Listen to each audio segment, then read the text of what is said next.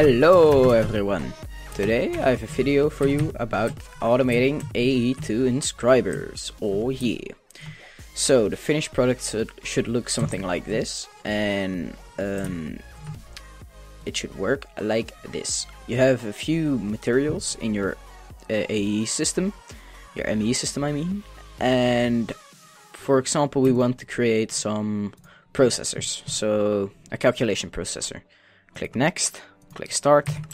We wait for the printed plate to be crafted. Once that is done, the processor will be crafted and it will be imported into our ME system over there. So for mods you only actually need AE2 and a way to power the ME system. In this example I use thermal expansion with Ender IO cabling.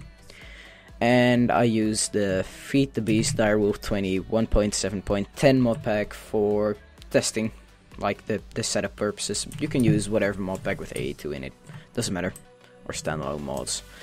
So for items you would need a few materials, redstone, silicon, and this is a material. all the presses, the different presses, all four of them. Some example printed circuits and some example processors, 7 blank patterns, 5 import buses, 5 interfaces, 2 export buses, 5 inscribers and some cabling. These are optional and I'll explain them later. So let's get started. Oh, and by the way, you also need a basic ME system with at least a drive with some storage cells in it, a terminal, a pattern terminal, and at least one crafting storage, but we use 2 times 4K crafting storages.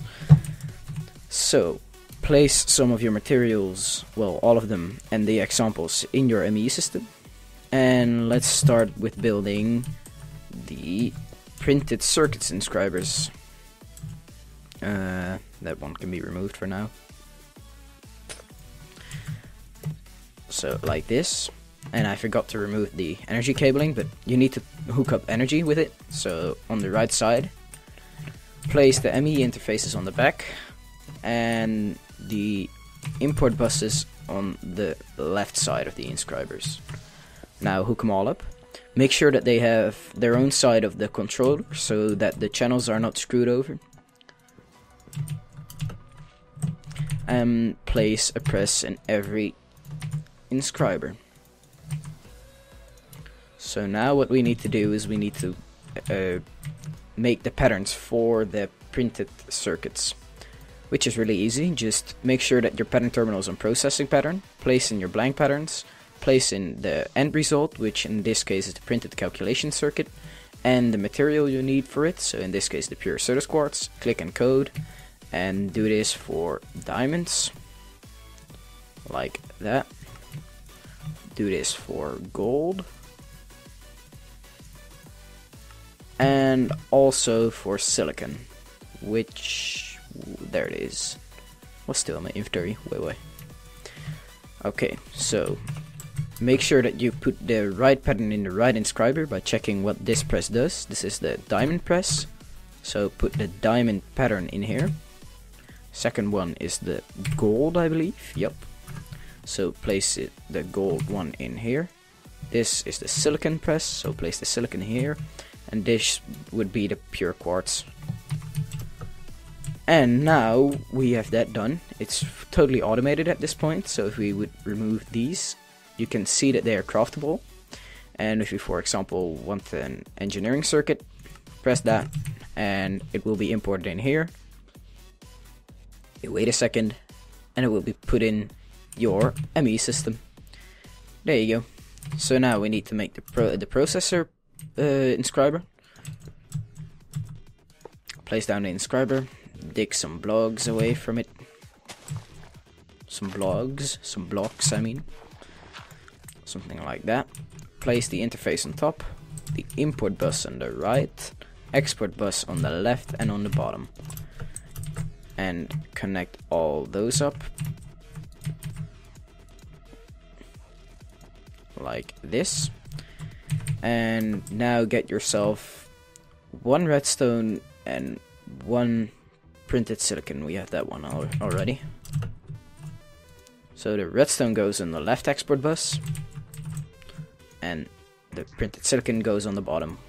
What this does is it will always keep 1 redstone and 1 printed silicon into the machine, so we only have to encode the patterns to be the printed plates, the printed circuit plates, for 1 processor. So place this back into your ME, and do not forget to power it. It's very important. Like that. And now we have to encode the last few patterns.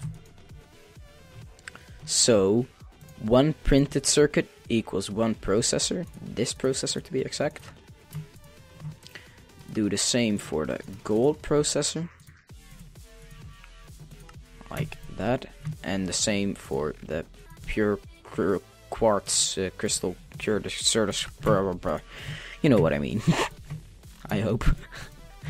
Okay, so put those 3 patterns in the top interface, and you should be good to go. So let's test it out. Remove this, this, and this, and we can see that those are craftable as well now. So if we would like the engineering processor, click next, start. We'll make the printed engineering circuit, because we didn't have one in the ME system because they removed it, and now it will make the processor. After this is crafted, the processor will be put into the ME, and a new redstone and silicon will appear. But we have one problem. There is no more silicon, printed silicon I mean, in our system. Only normal silicon.